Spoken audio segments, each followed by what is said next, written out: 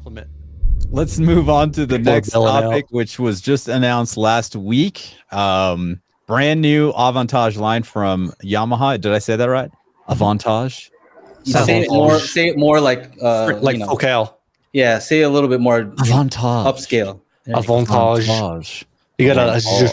There you go. You got a great coupon. Aventage. No, dude, you can't say it like you've been smoking your entire life. You gotta find a sweet spot. Oh man.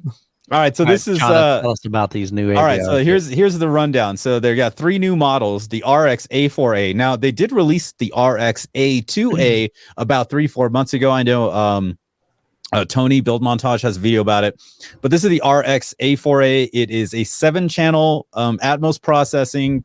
Atmos, powers 7 channels as well. $1,300. Okay. The next one in the lineup is the. What are you doing? Oh my gosh. I literally have to go through every single one. Okay. The next one is the A6A, which processes 11 channels, but powers 9. $22.99 for this guy. And then the Big Daddy Hattie, not known about the city where I'm from, dumb diddy dumb, is the Aventage, the RX-A8A, coming in at a whopping $3,000. Woo! I think these are like the Cyclops of AVRs. No, definitely. Big knob right in the front, man. It's definitely a different look. That's for sure. 3Gs, that's the price of that NAD T778. I know. And you're has like a cool screen. Yeah, I know. And you're getting Dirac. And I'm a Yamaha hater right now. I'm telling you right now. So that's because I never sent you one. And you didn't send me anything. So don't ever listen to what I say. No praise from Joe. Yeah. I mean, they were like, I was just like, hey, because the Yamaha rep, the marketing guy, hit me up after my live stream because it's one of the few videos that are out about this stuff. And the reason I made the video is because the Oro 3D people hit me up saying, hey, we're announcing that the new Aventage line of Yamahas are getting Oro 3D. And I think that's definitely cool. The price points are pretty rough. And then the Yamaha guy was like, I'm like, hey, send me one of these like right away. Like, I want to be one of the first people, and he's like, well, we don't like to give out free equipment and blah, blah, blah. So, I could send you one, but we need it back unless you wanted to talk about, accommodation pricing. That's what they call it. If we review something, they give us a little discount. And I'm like, well, if I'm going to have to pay for it, man, just give me the big one. Like, let's not, pussyfoot around the situation. Right. and then he gave me the price and I'm like, oh God, there's so much other stuff I could buy for that. The accommodation pricing wasn't the greatest, but hey, we'll see what happens. Did you mention that these have Dirac live? They do not. No. They do. Okay. I thought you said they did. Okay. No, that's what we're talking about. No, now what these do have is that they're supposed to have 7 fully working HDMI 2.1 ports. Okay. So that is a plus. Yeah. Right. A lot of AV receivers don't have Maybe it's that. a plus. Do you need 7? That's what I'm saying. Maybe that's a plus. Yeah. No. It's a standard. Remember what I talked about with the silly Apple TV 4K Gen 2? It's just a standard. They're not going to stream anything in 8K. HDMI 2.1 is just a standard. So I've talked to Phil Jones about 2 weeks ago. He said they have stopped producing HDMI 2.0B ports. So literally HDMI 2.1 is becoming the standard. Hence, it's the standard, right? Mm-hmm. So they're just going to be putting it in everything. So you're going to see more and more devices that have HDMI 2.1 that probably, the AVR will definitely take, advantage of 1 or 2 ports. But since it is a standard, it's just a standard. So you might see devices like the Apple TV 4K that obviously aren't going to be streaming 8K content. Right. Or 10K 30, like you have the option to. The issue is A, there's no content for that, and B, nothing will really support that right now, but that's okay. HDMI 2.1 is just the new HDMI standard. So you're going to see it in a lot of devices that just don't take advantage of it just because it's the standard now. Do you know if they updated that YPOW, like, made it better somehow or anything like that? No? They, here, you know what? Let me Let's see, Yamaha. Where's this guy?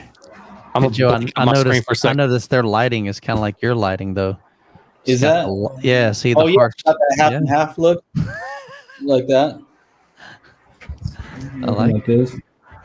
Are you Let's trying to see. be like them, or are they trying to be like? Yeah, that's me right there, with the knob right in the middle. Whoa! Oh, God. Yeah, I don't know. Did you just say that? Well, I did. Hey, what happened? Why you change Nobody else- shirts? Nobody else caught because I was dying, dude. Sweating to death in that thing. How do they work like that? I don't think like there's not like a lot of UK folks on here, so I don't It know doesn't. about It knobs. doesn't. It doesn't say much about YPow. Like if they changed anything in this. Okay, so that means that the wipeout is exactly the same then. Probably yes. Right. Yeah. So I mean, throws out there's something here. Look at this. He said, who knows more about sound? How many Marantz? Marantz were you? Pianos? Yamaha pianos. I don't know. Do they have the best sounding motorcycles too, Croson? Oh, vroom, vroom, vroom. Vroom, vroom. I mean, look, check this out. This is kind of cool. You do get XLR. XLR inputs and XLR outputs, that's pre-outs nice. for your front Is left that and your right. fronts? Okay. That's cool. I did see that for they said that it $3,000. run the ESS Saber decks, which, anytime somebody has one of those, they got to brag about it. I'm like, okay, cool. Oh yeah, actually they have two different ESS Saber decks. The A6A has a lower end one. The A8A, this one has that as well. Has a better one. Now, Mike, you were saying for $20 or for $3,000, right? Mm-hmm. The smaller one at $2,100, Right. does have these XLRs as well. The A6A, Interesting. Okay. the A4A does not. So, Nice. I mean, Well, they went all out on those binding posts, though. Look at those. Those are well, if you notice, there's not a whole lot of I/O as far as like the older or legacy things, which I think is actually pretty good. I wish they would get rid of all. Yeah. Not all. Like the of them. Denon and Marantz ones, like there's just a grip. Like Those okay. guys at Sound United are probably, if they're watching, they're probably cracking up right now. They're like, Yeah, they're going. I can't believe they don't have all the extra stuff that we do. Yeah, no, totally. Who's our dude over there? Phil? Is it Phil Shea? Phil Shea? Yeah, he's cool.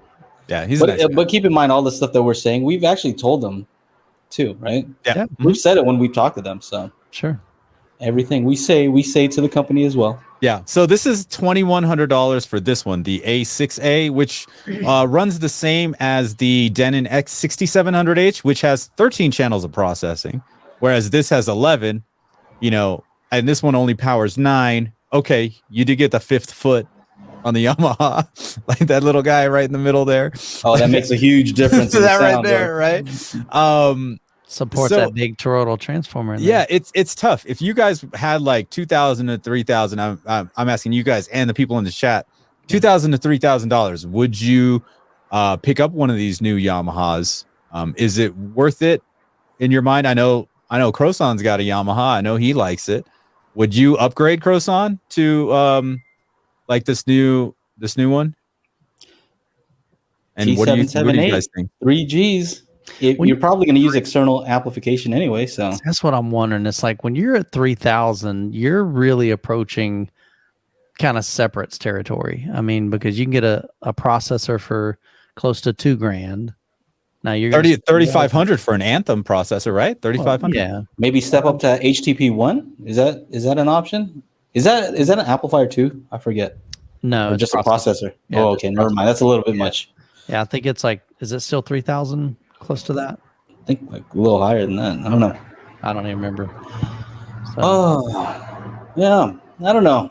I don't know about these. I think the good thing it's options, and there are guys out there that absolutely love Yamaha and they love that sound and they love what Yamaha brings. And so, I mean, if it fits with what you're looking for, I think options are always a great thing for the consumer. Oh, Croson said it would be a downgrade. I agree. Yes. From your 5,200. Yes, it's definitely a downgrade.